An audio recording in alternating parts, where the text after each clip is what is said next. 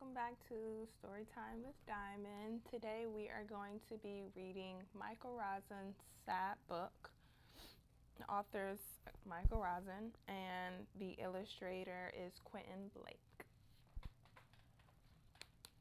Let's get started.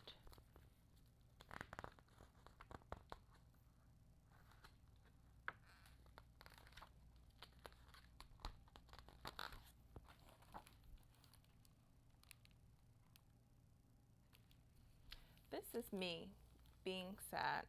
Maybe you think I'm happy in this picture. Really, I'm sad, but pretending I'm happy. I'm doing that because I think people won't like me if I look sad.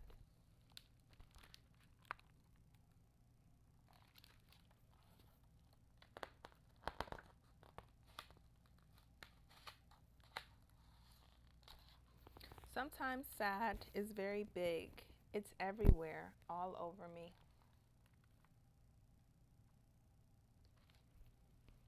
Then I look like this, and there's nothing I can do about it.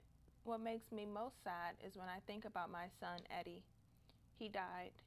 I loved him very, very much, but he died anyway.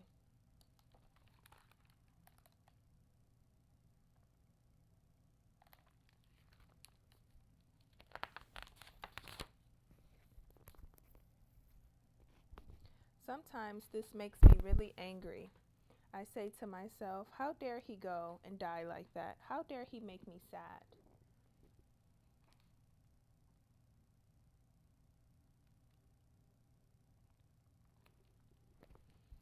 Eddie doesn't say anything because he's not here anymore.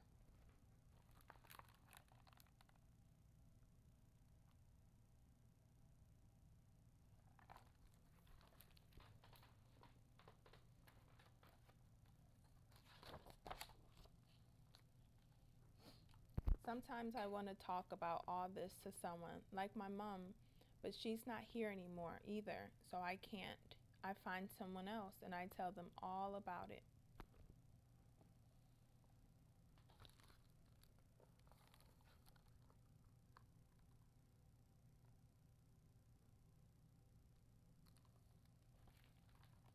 Sometimes I don't want to talk about it, not to anyone.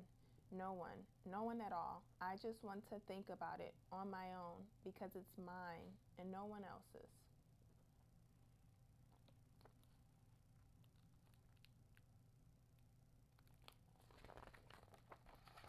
Sometimes, because I'm so sad, I do crazy things like shouting in the shower, banging a spoon on the table, or making my cheeks go wop, wop, wop, wop.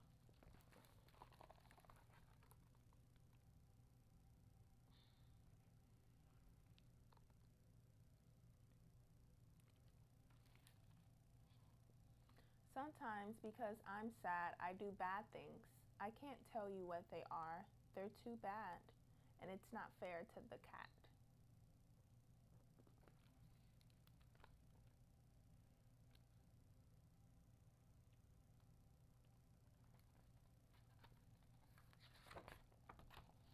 Sometimes I'm sad and I don't know why. It's just a cloud that comes along and covers me up.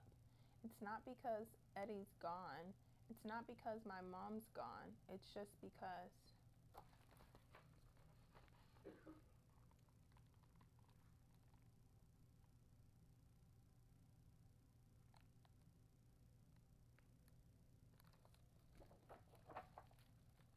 Maybe it's because things now aren't like they were a few years ago. Like my family, it's not the same as it was a few years ago. So what happens is that there's a safe place inside me because things aren't the same.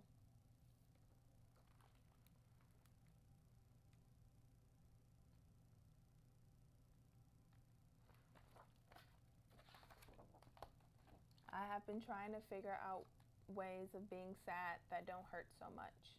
Here are some of them. I tell myself that everyone has sad stuff. I'm not the only one. Maybe you have some too.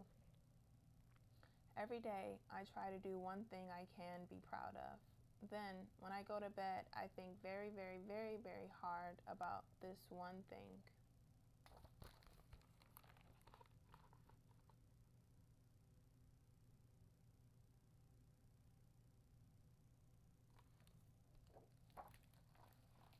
I tell myself that being sad isn't the same as being horrible.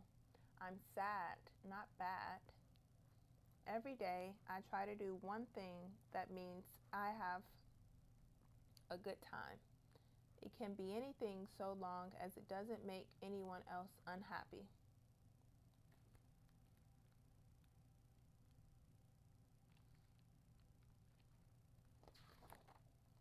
And sometimes I write about sad.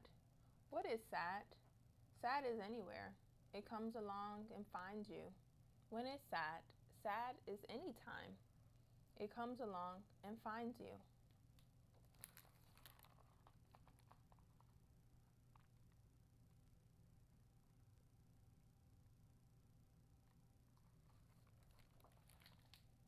Who is sad? Sad is anyone. It comes along and finds you.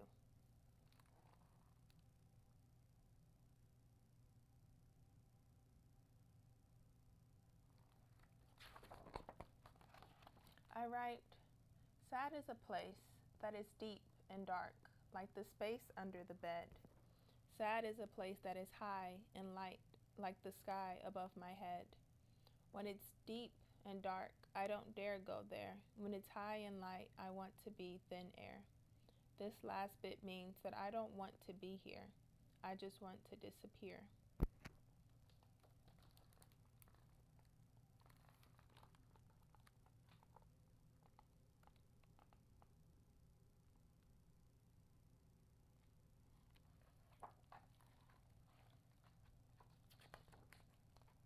But sometimes I find myself looking at things, faces, at a window.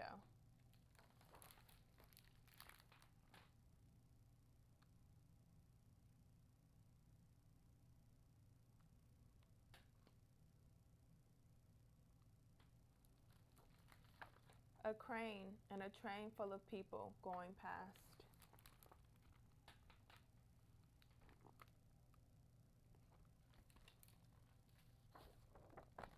And then I remember things. My mom in the rain, Eddie walking along the street laughing and laughing and laughing.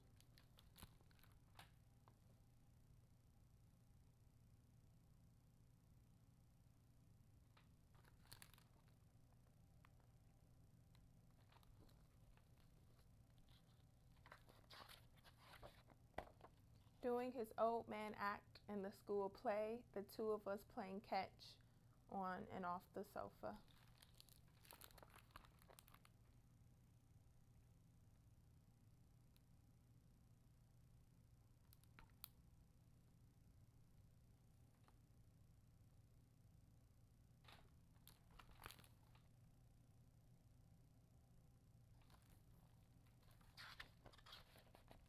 And birthdays. I love birthdays, not just mine, other people's as well.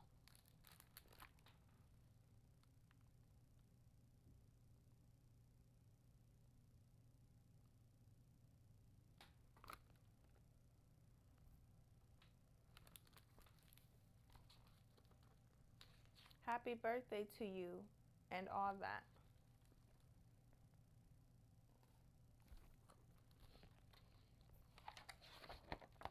And candles. There must be candles.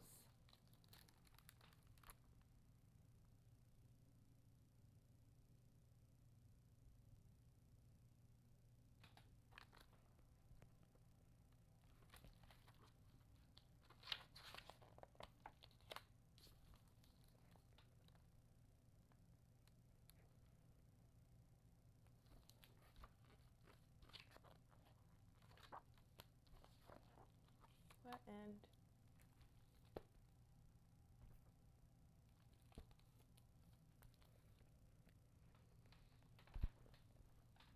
So,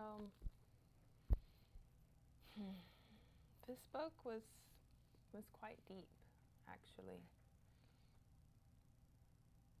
In the beginning, I think it really spoke to how there's this expectation that when something happens, or that when we're processing something, there has to be this set maybe time frame, or this idea that,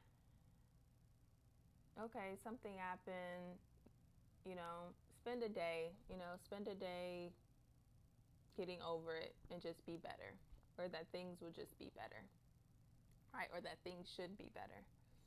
And the truth is no one can determine how long someone gets to feel sadness and to experience that. And our emotions are so sacred, and it's important for us to allow ourselves for it to flow through, and for us to receive all the potent information and medicine that comes through when we just allow ourselves to sit in the deepest pits of ourselves, the deepest parts of ourselves, and to really feel. Like I mentioned earlier in the previous video, I find that often, like even in the poem, right, that the character, I'll go back to it, that the character spoke to,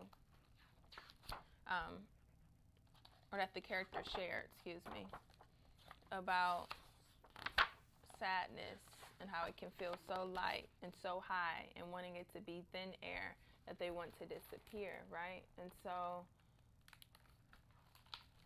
for me,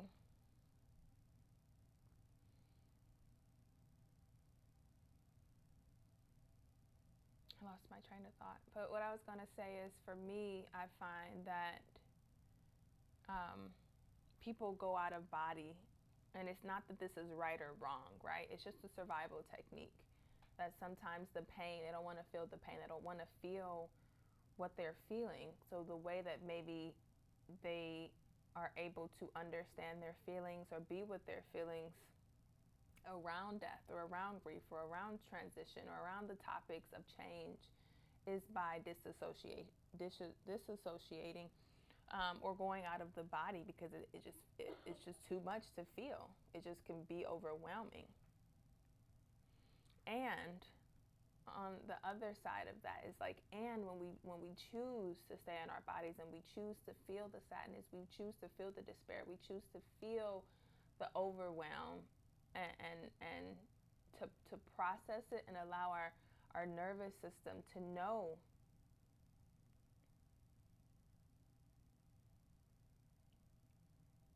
what's being processed,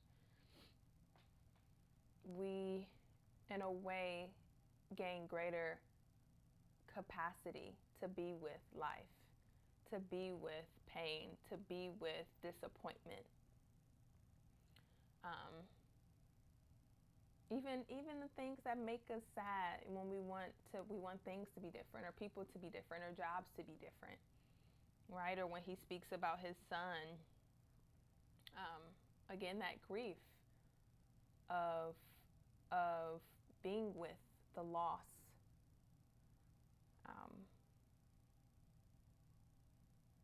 It's like in our beingness, in our capacity to hold ourselves, and to walk through it.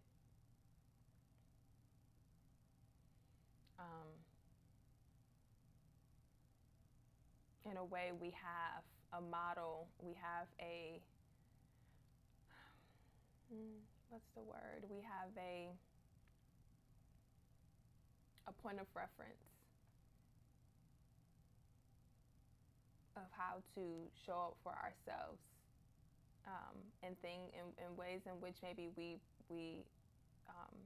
and if I can get my words out, so we have a reference point of how to hold ourselves and care for ourselves, and to also reach out to resources and those we love, and maybe even a therapist, when we aren't able to maybe hold it all ourselves, and we want support.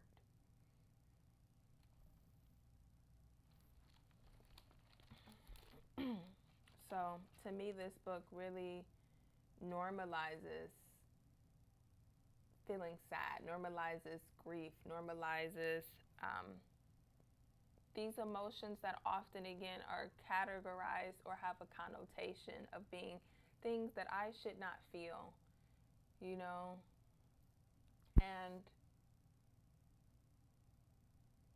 this puts this book puts a voice to and speaks to that it's not wrong to feel different ways about um, grieving, and about maybe how our feelings towards when we witness and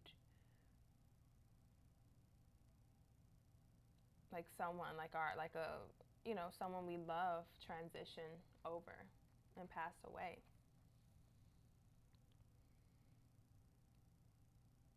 And so I think that it's really beautiful that this character is not able to always explain how he's feeling or explain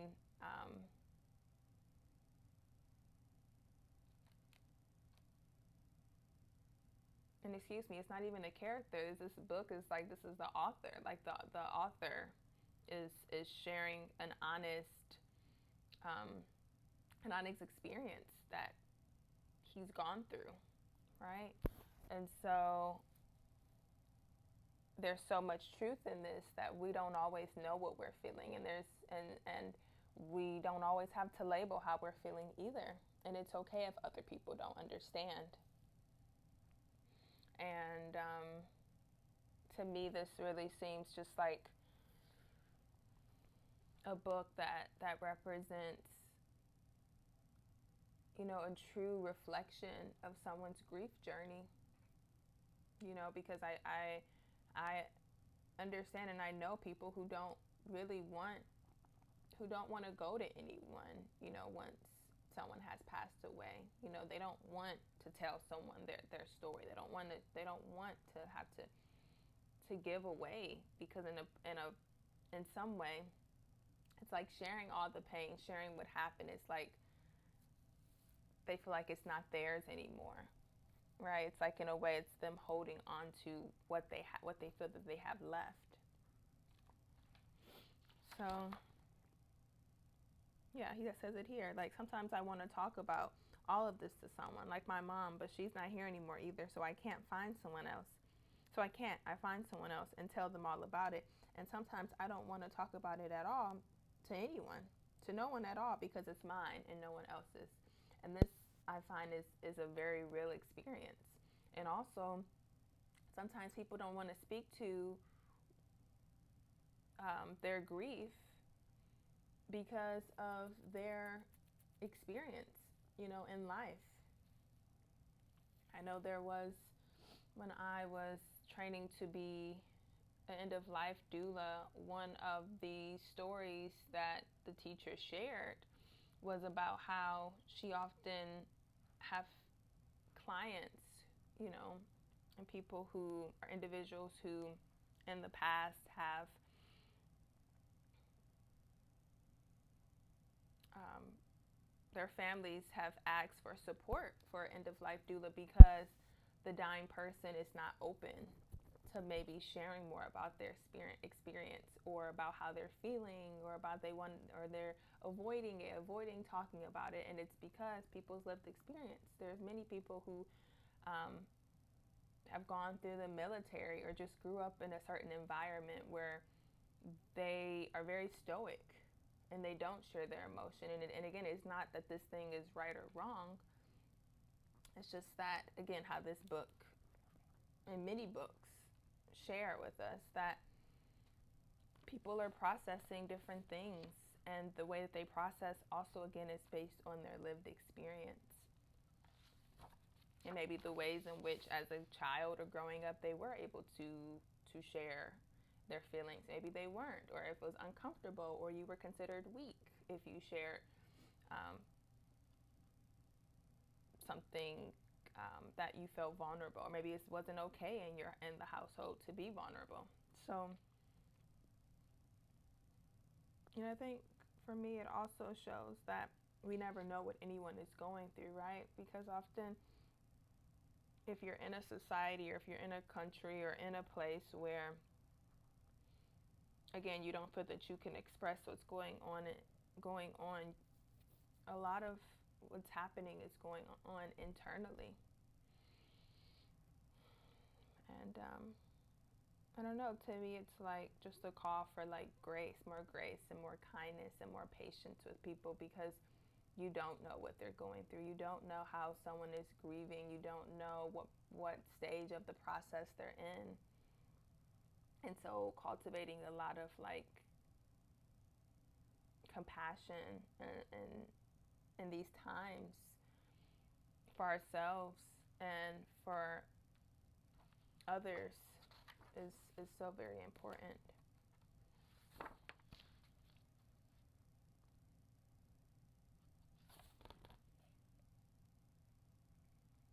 And I think also,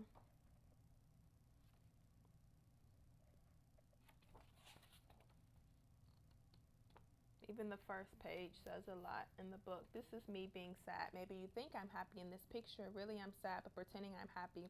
I'm doing that because I think people won't like me if I'm sad. Won't like me if I look sad.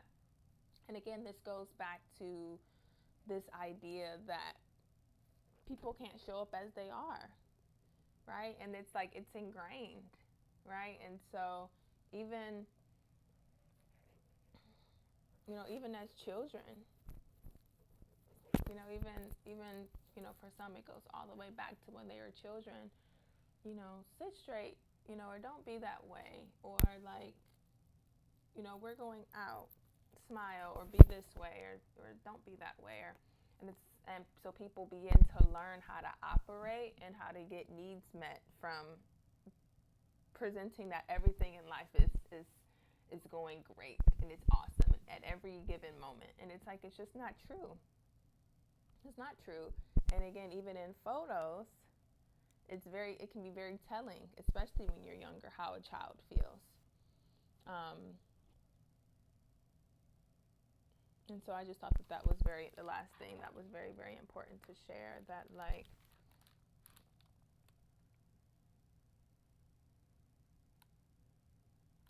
it's just,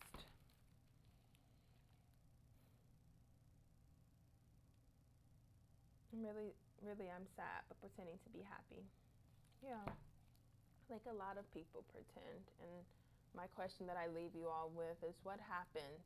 What is possible when we no longer allow ourselves to pretend and really share with people? When they ask you, "Hi, good morning, how are you doing?" Like, what if you are able to really authentically share how you're feeling?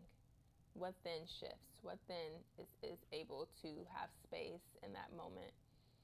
Um, yeah, I think a lot of it, sometimes is the fear of being rejected, or fear of being that they won't receive a certain type of response, or the person won't care about what they have to say, or that they're going to lose something by being honest. And I just wonder, yeah, if we allow ourselves to not pretend and to be really truthful and to be honest and really hear and listen to what someone is sharing,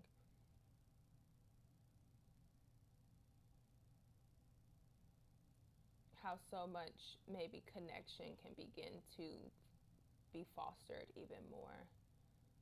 And in a way, I think people would see that they're not so different than their neighbors, or those in which they think that they're different when they walk into maybe a corporate job, or an office building, or their 9 to 5, or I don't know, when they go pick up their children from daycare and they speak with another parent. It's like, we're not all, you know, we're not all as different as we may think that we are. And you don't know